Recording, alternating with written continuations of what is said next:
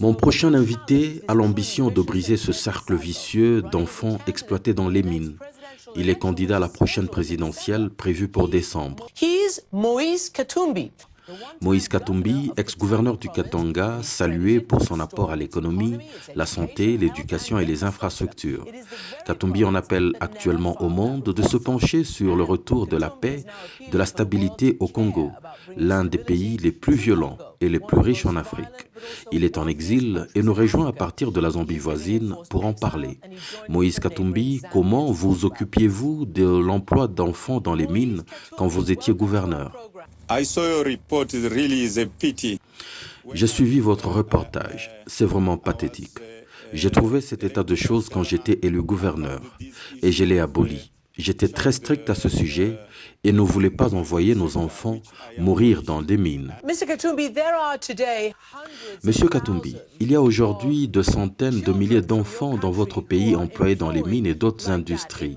Ils sont affamés et pauvres alors que le pays génère des milliards dans ce secteur. Qu'est-ce qui fait que ces enfants soient ainsi exposés? Ceci est dû à la mauvaise gouvernance, à Joseph Kabila qui ne fait rien.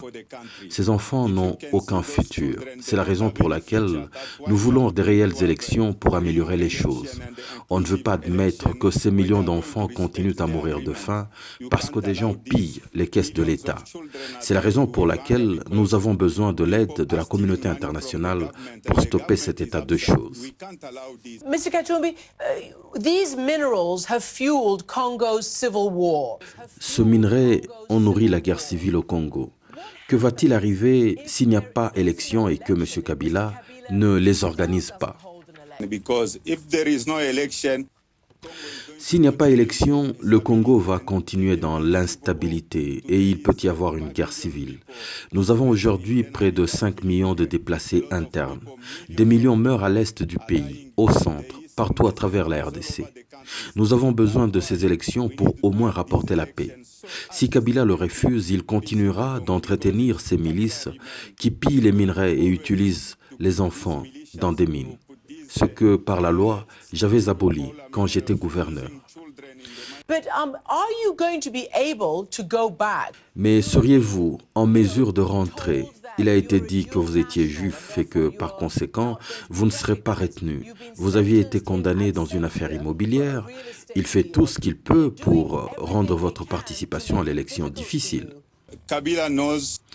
Kabila sait que j'étais un très bon gouverneur et que je suis un très bon candidat.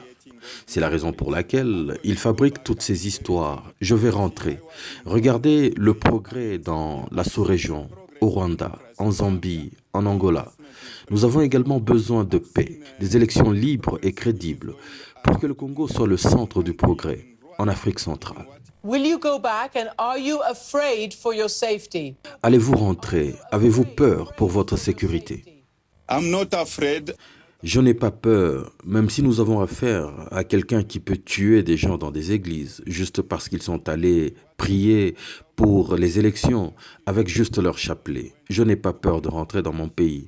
J'irai et changerai la face du Congo pour qu'enfin le peuple retrouve le sourire un jour. Quel message avez-vous pour les États-Unis alors qu'ils regardent au pays comme le vôtre avec d'énormes potentialités économiques? Quel message avez-vous pour les États-Unis et l'Occident en général? Je félicite le gouvernement américain, le Conseil de sécurité. Ils font tout ce qui est en leur pouvoir pour améliorer les choses. L'ambassadrice Nikki Haley a même visité le Congo dans le but qu'il y ait des élections crédibles, libres et transparentes. Je leur demande de pousser davantage parce que Kabila leur ment. Il n'a pas l'intention d'organiser les élections. Il voudrait peut-être des élections où il peut imposer son candidat. Des millions de personnes sont en train de mourir. J'en appelle aux États-Unis.